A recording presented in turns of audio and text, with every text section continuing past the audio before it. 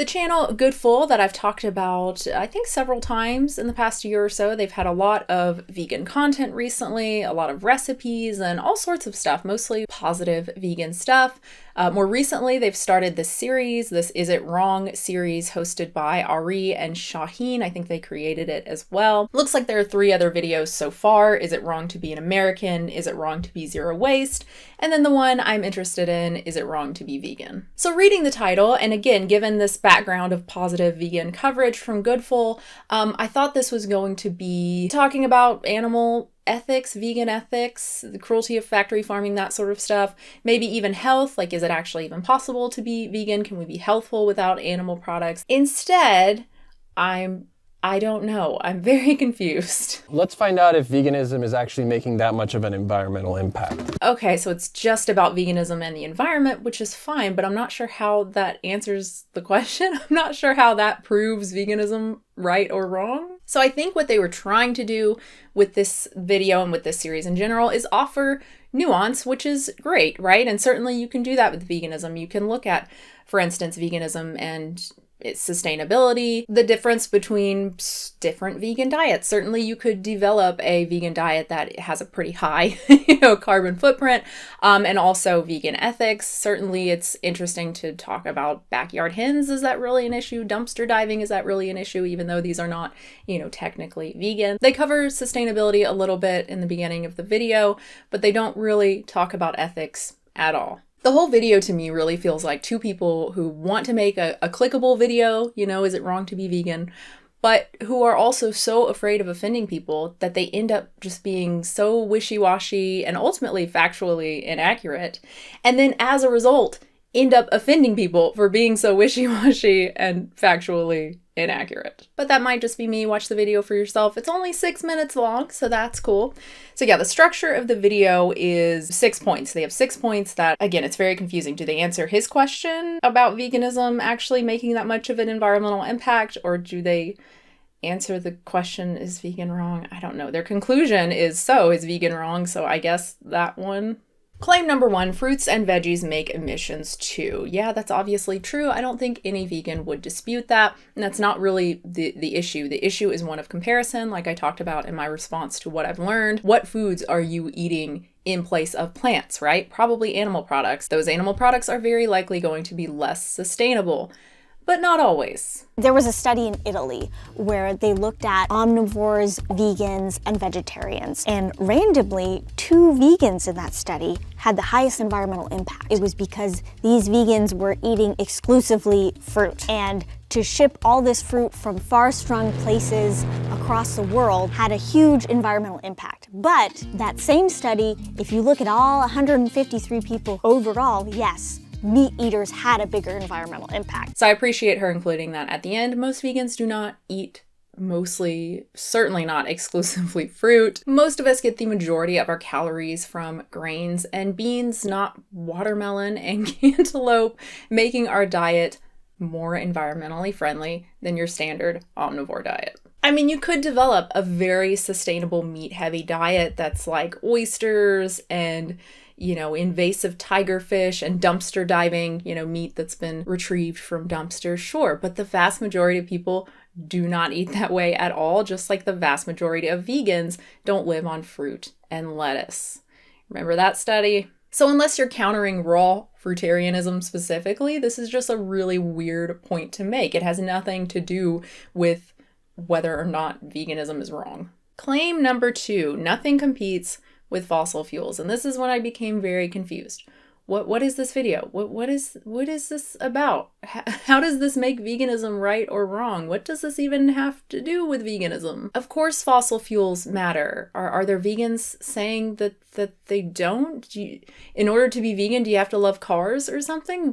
What is happening? While livestock does have an impact on carbon emissions, it is not the leading source of environmental impacts. By far, the use of fossil fuels is the leading source of such emissions. I did this video where we did an environmental footprint calculator, and the vegan actually, she had the highest environmental footprint because she flew cross country a lot. So just like with point number 1 with the fruit thing, obviously you can develop a scenario, a comparison where the vegan loses. The vegan has a higher environmental footprint because they only eat fruit and lettuce and they fly everywhere.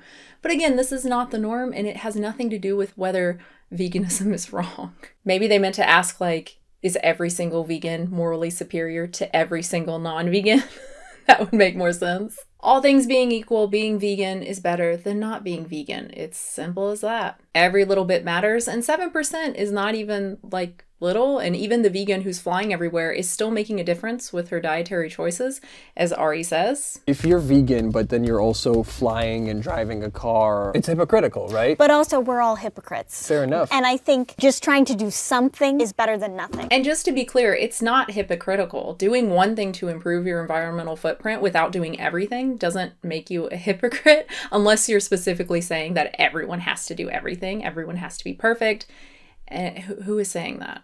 People should minimize driving and flying to the best of their ability, and they should minimize animal product consumption to the best of their ability, and often the latter is more accessible. A lot of people can't give up driving or even reduce driving because their commute is too far, public transit is unreliable or even non-existent, but pretty much everyone can eat more grains and beans. It makes sense to focus on what virtually everyone can do, including going vegan. Virtually everyone watching this video can go vegan or mostly vegan. And in terms of impact, going vegan is probably going to do more than any amount of reduction you can make regarding transportation. Point number 3, small allowances. 2019 report written by a group of scientists recommends a largely plant-based diet which is purported to be able to feed 10 billion people by 2050. Allows small and occasional allowances for meat, dairy, and sugar. How about that? That's all I'm talking about. I'm not here preaching eat meat every day, drink milk every day, but I do say that, hey, those things are nice. Okay, what is the title again? What does this have to do with that? How does this debunk veganism or prove it right? He thinks veganism is like too much of an ask, is what I gathered from that. And so what, veganism is wrong? What is happening? If you're talking about veganism purely from an environmental standpoint, which is what they've done up to this point of the video, then yeah, going vegan is kind of overkill, right? Like, it doesn't make sense to worry about like that tablespoon of creamer in your coffee, right? Again, from an environmental standpoint, it's such a teeny tiny effect. It makes sense to focus your effort on things that actually matter, that have a bigger impact.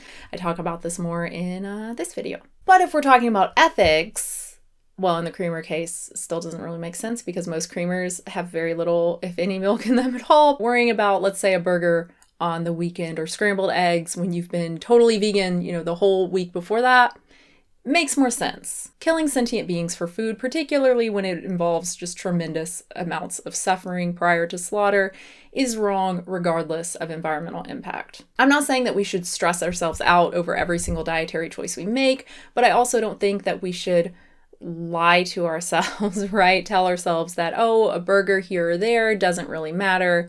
It's wrong no matter how few times we do it. The problem is meat and dairy are not being produced sustainably. You can't produce the amount of dairy and meat that people consume currently on a sustainable level. Yep. All right. Claim number 4, whitewashing and appropriation.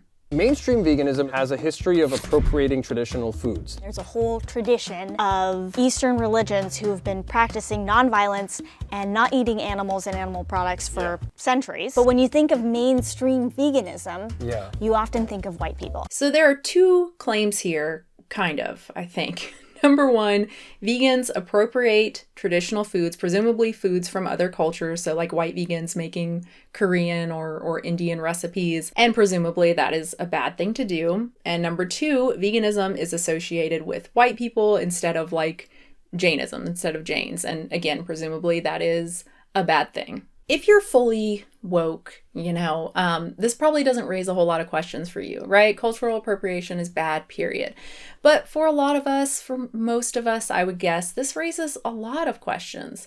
What is inherently bad about, for instance, me making like a Japanese stir fry in my kitchen, tweaking the recipe as I see fit, even like starting my own Japanese fusion cafe if I want? I'm trying new foods. I'm making them vegan. I'm probably eating healthier because a lot of Japanese and Chinese and Indian fare tends to lend itself towards veganism and often includes more vegetables and whatnot than, my cultural Southern heritage food. And in the last case, in the most extreme, I guess, starting a restaurant, now another vegan restaurant exists. Now there's another way for people to experience vegan cuisine and eat less animals. To be fair, not everyone who talks about cultural appropriation would have a problem with most of this, if not any of this, maybe. It's not clear because of how poorly it's defined. For some, it's almost always wrong to use aspects of someone else's culture in your professional or even your personal life.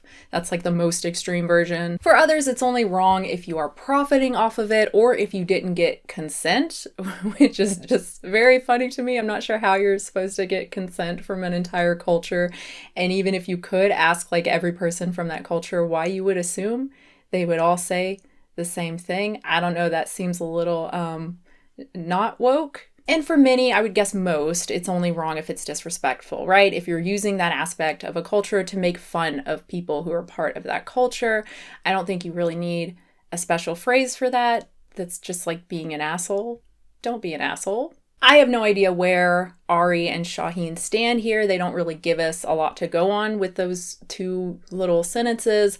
I think this is what happens when you're so far into your group and your group's beliefs that you don't realize that most people don't know or care about cultural appropriation. And maybe if you stopped and took a little bit of time to explain your beliefs, I don't know, maybe they'd realize how silly this all is.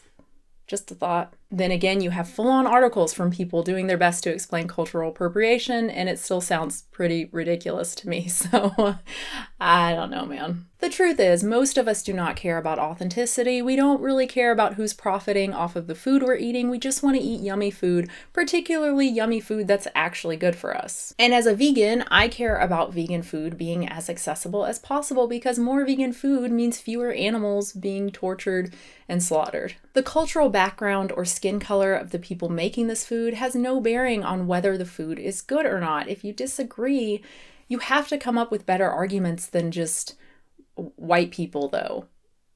It's just not convincing. In terms of the second statement about veganism being associated with white people who don't practice Eastern religions, well, yeah, duh.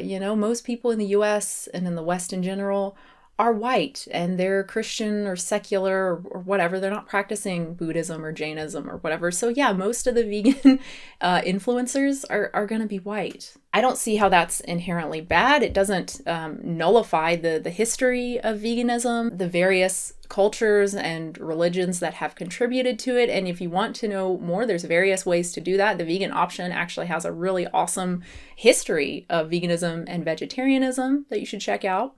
But also, I find it kind of dismissive of all of the non-white vegan influencers there are just in this country alone. Someone like Miyoko, who is, I don't know, in my opinion, like the queen of veganism. Does she just not exist for you?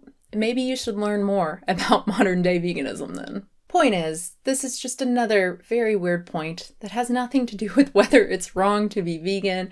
It has nothing to do with environmentalism either. Let's find out if veganism is actually making that much of an environmental impact. But we're not done yet. We're still on point number 4. Ari has some more thoughts about appropriation. There's some people who say that veganism is hurting Indigenous farmers because the demand for these certain foods like quinoa, now everyone wants them and all the health food stores are carrying it. Yeah. So much so that people in Peru and Bolivia, where quinoa is traditionally grown, have sometimes not even been able to afford it. Instead of listening to some people, maybe consider listening to people who have actually studied this. It's pretty clear the quinoa boom economically benefited Peru on the whole, whether you're looking at producers, consumers, or non-consumers. Which makes sense, unless you think Peruvians are too stupid to use their resources responsibly. Like if we don't stop eating the quinoa they're growing for export, they're just going to starve themselves by exporting all of their food. This isn't just ignorance of economics. It's infantilizing. It's insulting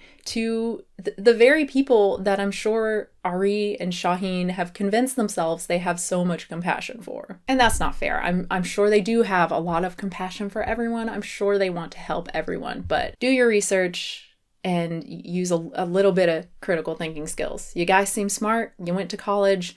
I'm sure you've got it. So that was claim number 4. It can't get worse from here, right? I'm sure the next one's better. It's not. It's not better. Around 1.3 billion people depend in some way on raising animals for their livelihood today. The implication being that these people will all lose their jobs if you go vegan? So it's wrong to be vegan? No. As the world transitions to plant-based, these professions will be phased out. They'll be replaced by new jobs, right? Tofu, mock meat, these foods don't grow on trees. They have to be made. Slaughterhouses close, meat alternative factories open. And for what it's worth, which I think is quite a lot, these jobs, particularly slaughtering and rendering, are some of the worst jobs in the developed world. In Iran, for example, you have traditional nomadic tribes that still exist. They rely heavily on their cattle for dairy and for meat, but also that is their source of livelihood. Does Shaheen live in Iran? Is he a nomadic tribes person? Because only around 1 million people there actually are, and globally, nomadic tribes are only a few million more total. Apparently 30 to 40 million at the time this article was written, 1995, and even then the number was already falling. What's the argument here exactly? Be vegan with the single exception of purchasing from nomadic tribes in order to support them? Is that what Shaheen's doing? Somehow I doubt that. So they love and care for those animals, and they don't abuse them to a point where they are not a renewable resource for them. Factory farms don't abuse their animals to the point they're not a renewable resource. I'm not even sure what he's saying there. For a farm to be successful, they have to breed faster than they kill. The love comment, so they love and care for their animals. How could he possibly know that? I would imagine that a lot of people in that situation don't really have the luxury of thinking too much about animal welfare. And how would that make it better if they did? Loving the animal you know you're going to have to slaughter, there's nothing you can do about it because you need that animal for food, for your family. That seems like a terrible situation to be in. Now, I know some people are doing this for ethical reasons because they don't want to harm any living being, but they also have to take into consideration that in some cultures, both historically and currently, there is no other way to survive. So I wonder if people who are vegan take into account that a lot of people who aren't vegan have been so traditionally in harmony with the earth. And that's the only mention of animal ethics in the entire video, just to demean it, basically, and accuse vegans of being ignorant. First, no, it is not a lot, several million out of billions, certainly not a lot in the developed world. If we're being generous and believing the 1995 numbers that they still hold up despite shrinking nomadic populations, as we would expect to happen, 40 million out of the whole population is about 0.5%, so 1 in 200 people. Second, veganism already takes all this into account. It's literally in the definition. Veganism is not about criticizing the most marginalized people on this planet who don't know how or don't have the means to go vegan. I get that there are some really militant vegans. One person who was saying that even homeless people should be able to go vegan. But these guys, they're smart enough, I think, to be able to separate the philosophy from its practitioners, right? Maybe they're not, maybe they should listen to their intro again. Maybe they're right that they have no business talking about this stuff. Point is, we have yet another point that has nothing to do with veganism in the developed world, nothing to do with veganism at all. Finally, claim number 6, not accessible for everyone. Okay, but didn't they talk about fossil fuels and driving and flying? I'm pretty sure giving up cars and planes is not accessible for everyone. The truth is nothing is accessible for everyone. That doesn't make a topic unworthy of discussion or an action or inaction unworthy of practice. Doing your best to be environmentally friendly doesn't make you a bad person because everyone else can't do that as well. And nothing in veganism condemns people who literally cannot be completely vegan. But maybe that's what wokeness is for them. the guilt and sin of privilege in itself, even if it's the privilege to do or not do something to reduce your harm footprint on the earth, the thing most fundamental to morality. Maybe they think that taking responsibility and reducing your harm to others really does make you a bad person if others can't do it too. And so now what we've all been waiting for, is it wrong to be vegan? The average American eats 3 hamburgers a week. I think that's too many hamburgers. That may be too many hamburgers. And I think veganism is a natural response to that extreme. We don't need to be eating meat in every single meal. But veganism is also an ethical response. It's an ethical response to animal cruelty, which clearly they know. Now, I know some people are doing this for ethical reasons. It's an issue regardless of how many burgers people are eating. 1, 3, it's still cruel. Let's say someone just reduced by 50% their meat intake, but at the same time changed other things. By 50% changed the amount of driving they do, and by 50% reduced the amount of flying they do. They don't theoretically fall into the bracket of veganism, but one might say that they've done more because they've done a more balanced reduction. First, I'm not sure why he's talking about balance. Why does balance matter? What matters is the actual number. By how much are you reducing your emissions? Let's say that you start at 100 emissions. 25 of that's coming from food, 25 from driving, 25 from flying, and 25% from electricity. Yes, it's very silly. I'm trying to make it simple. In the first case, you do a very balanced reduction. You reduce every single quadrant by 50%, so you end up with 50 emissions. In the second case, you reduce only 2 sectors. You reduce both driving and food to 0. You're breatharian now, I guess. So that leaves 2 sectors at 25% each.